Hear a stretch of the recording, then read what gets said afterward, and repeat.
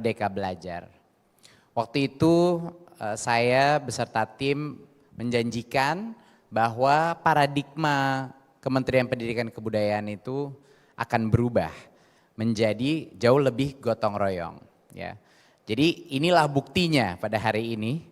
Apa yang kita masukkan dengan gotong royong bukan hanya janji-janji palsu gotong royong, tapi bahkan kita akan menggerakkan sekolah-sekolah dengan yang namanya organisasi penggerak. Dan itu adalah episode keempat kita. Program organisasi penggerak. Teman-teman, kita tahu bahwa sudah hampir 20 tahun Indonesia masih belum berhasil meningkatkan hasil belajar siswa. Berdasarkan hasil PISA kita memang belum memadai level peningkatan yang seharusnya terjadi. Walaupun positifnya adalah jauh lebih banyak anak-anak kita sekolah, tetapi dari sisi pencapaian pembelajaran masih belum memadai. Itu yang telah kita lihat dari hasil PISA tersebut.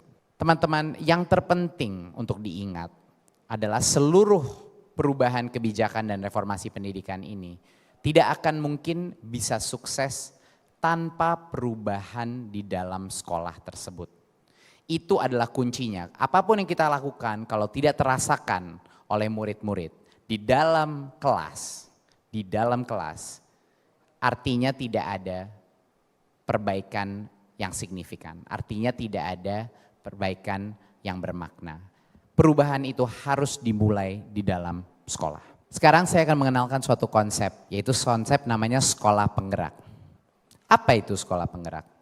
Sekolah penggerak adalah suatu sekolah yang dapat menggerakkan sekolah-sekolah lain.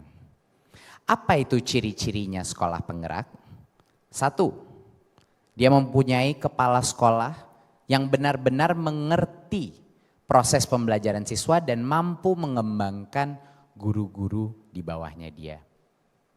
Bukan hanya kepala sekolah yang bisa memanage secara operasional suatu sekolah, tapi dia mengerti benar apa itu menjadi guru yang baik dan bagaimana bisa menjadi mentor untuk guru-guru di dalam sekolahnya. Itulah ciri-ciri sekolah penggerak. Dia punya kepala sekolah penggerak yang menjadi mentor untuk guru-gurunya.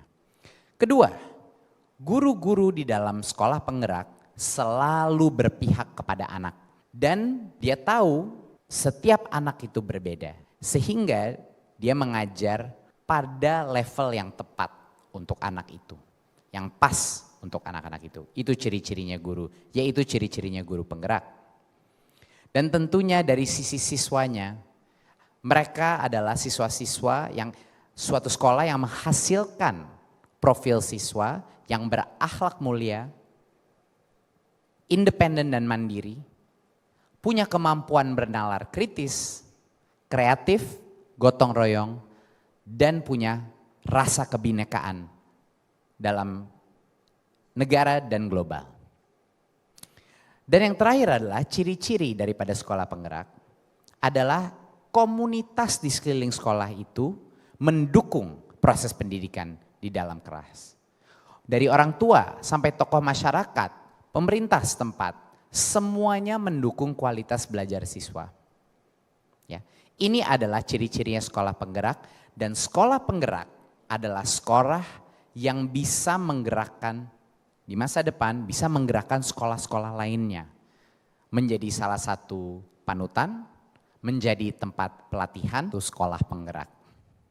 Bisa terlihat bahwa pemimpin sekolah tersebut, kepala sekolahnya yang mendorong berbagai macam program-program, mengajar dengan cara yang partisipatif, dengan hal-hal yang unik, dengan banyak inovasi. Dan guru-gurunya juga mendukung pemimpinnya dengan partisipasi di dalam budaya literasi ataupun hal-hal lainnya.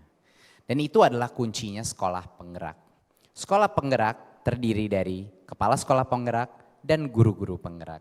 Ruang baca bukan hanya ruang baca saja, bukan hanya di dalam perpustakaan, tapi bahkan kantinnya pun dijadikan perpustakaan juga. Jadi selama anak-anak itu makan, dia bisa membaca.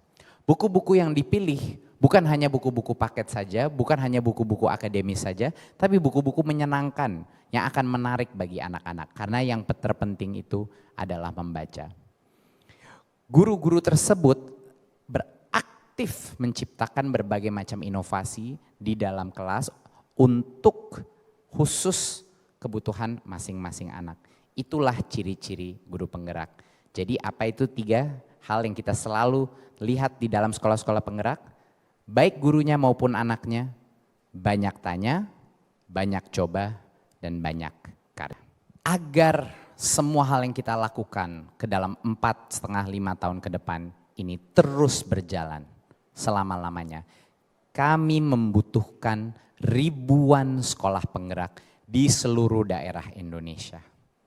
Sekolah-sekolah penggerak inilah yang mau apapun kebijakan yang terjadi dari Kementerian Pendidikan dan Kebudayaan, mereka akan menjadi pemimpin-pemimpin gerakan Merdeka Belajar di masing-masing daerah.